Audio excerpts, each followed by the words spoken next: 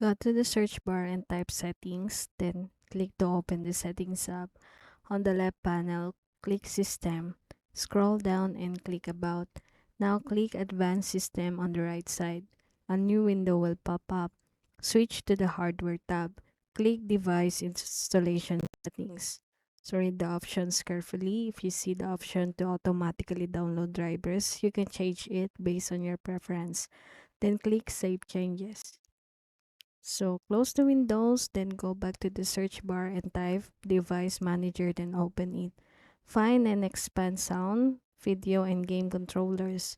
Before continuing, check carefully. Sometimes there are multiple audio drivers stored for the same device.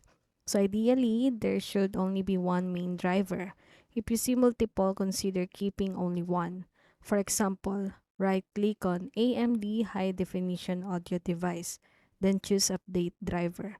Follow the prompts and read carefully before selecting any option to make sure it fits your system. So once done, it's recommended to restart your Windows to apply all the changes, and that's it.